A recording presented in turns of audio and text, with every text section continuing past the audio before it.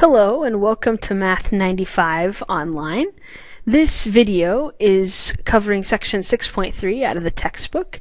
And just in case you forgot, my name's Tina, and we will be studying today lesson 6.3, which is addition and subtraction of rational expressions.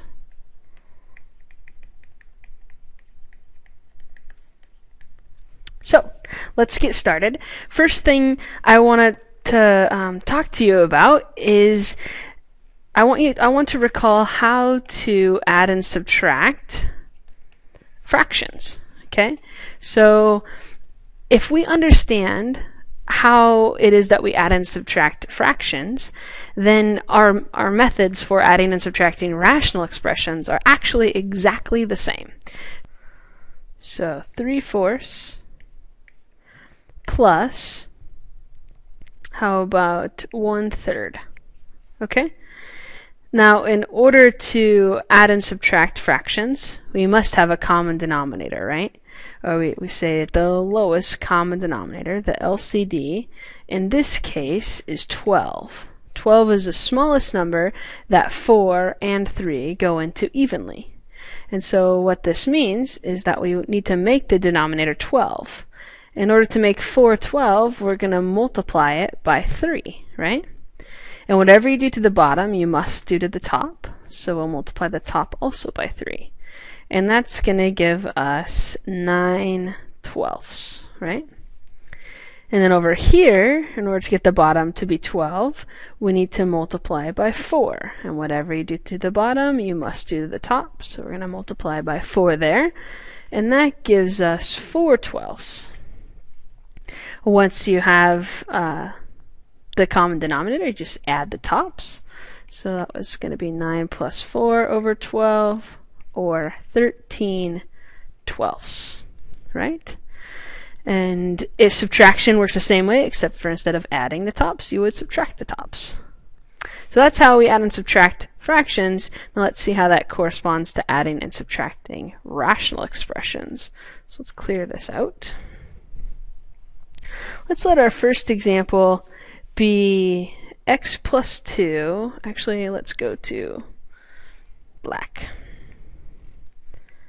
X over x plus 2 plus 3x minus 1 over x plus 2. Now this problem, right, already has the denominators are the same, right? So we actually don't need to find a common denominator because they already are common. So all we do is add the tops. So we have x plus 3x minus 1 over x plus 2. And that equals, you can combine like terms, so the x and the 3x make 4x minus 1 over x plus 2. Now you should always check and make sure that you can't simplify this any further. And by that I mean, can you factor something out of the top that would cancel out with the bottom? And in this case, you cannot, so we are finished with this example.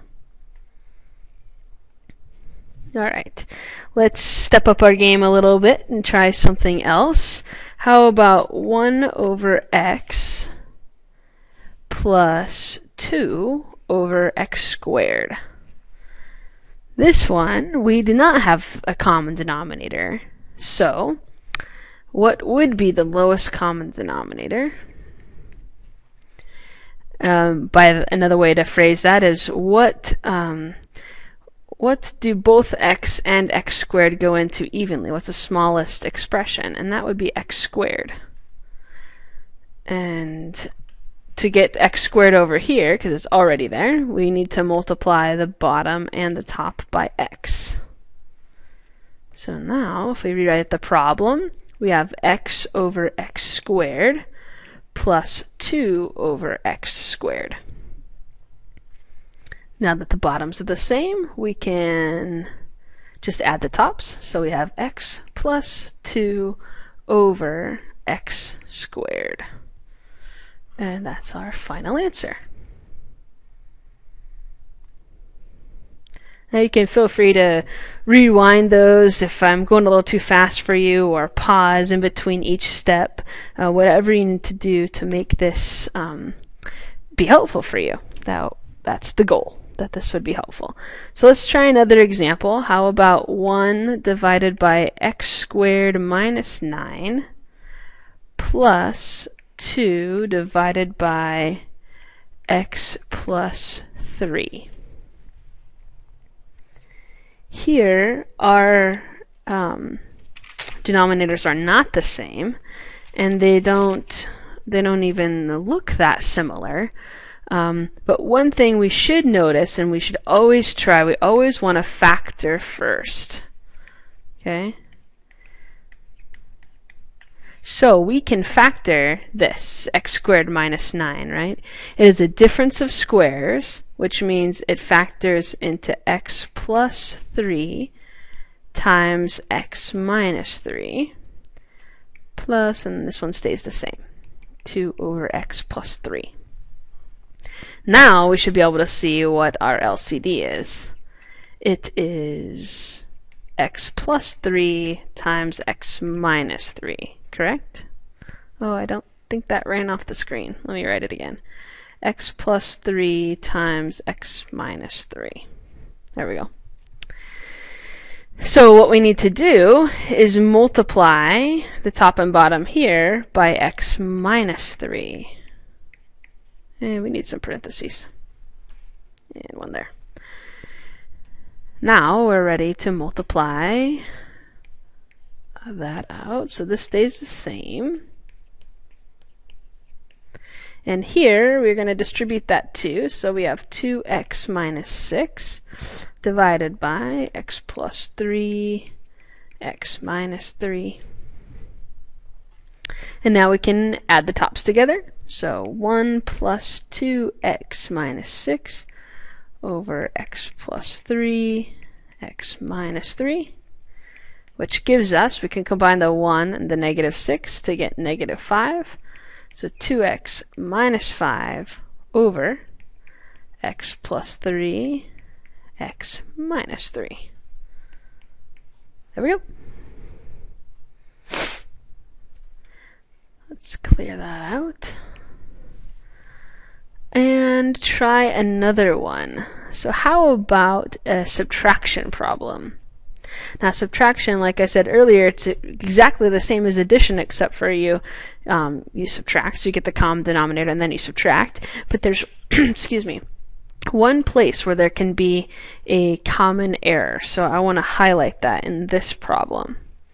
So let's do 1 divided by x squared minus 3x plus 2 minus 1 divided by x squared minus x minus 2.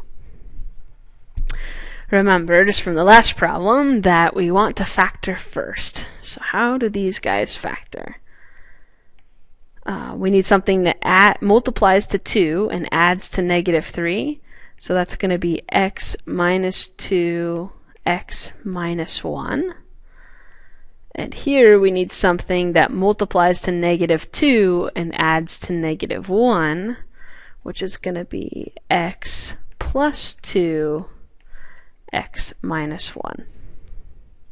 If you're still unsure on factoring, you need to make sure that you FOIL or multiply these guys out and make sure you can get back here, because if you mess up the factoring, then the whole problem will be messed up, and we don't want that. So now our LCD is going to be what? Well, let's see. They both have an x minus 1, so we're going to just need one x minus 1 included. And then this one has an x minus 2, so we're going to need to have that. And this one has an x plus 2, so we're going to need to have one of those. So that is our LCD. So then what we can do is go here and say, well, what out of this is missing here? And it's missing the x plus 2. So we'll multiply the top and bottom by x plus 2. And what's missing here is the x minus 2.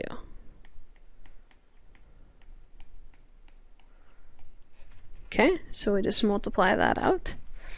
And now, x plus 2 times 1 is just x plus 2 over x plus 2, x minus 2, x minus 1, minus, and then 1 times x minus 2 is x minus 2.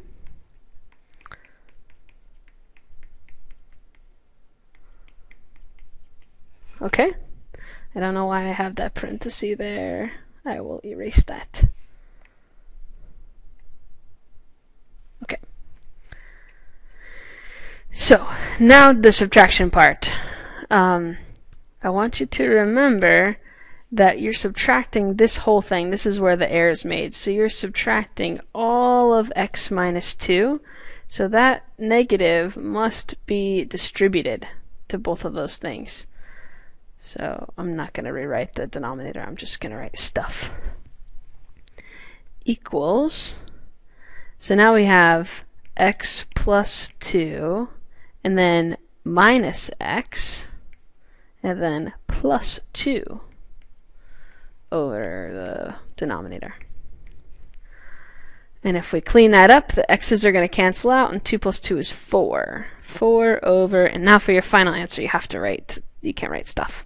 So it's going to be x plus 2, x minus 2, x minus 1. Oops. Sorry about that. Okay, wonderful. You might, I don't know if you have this question, but I'll just mention it just in case, is that I chose to write the denominator in this order, where here, that's the order I have here, but here these two are switched. It's all multiplication, so it doesn't matter what order you write that in. And this answer is the same as if you were to multiply all that out, which you can totally do, but it is not necessary. You can leave it in factored form as well. Okay, that is all for lesson 6.3. So feel free to pause, rewind, play over and over again, listen to it as you go to sleep at night, whatever you need to do to work for you. So have a good day.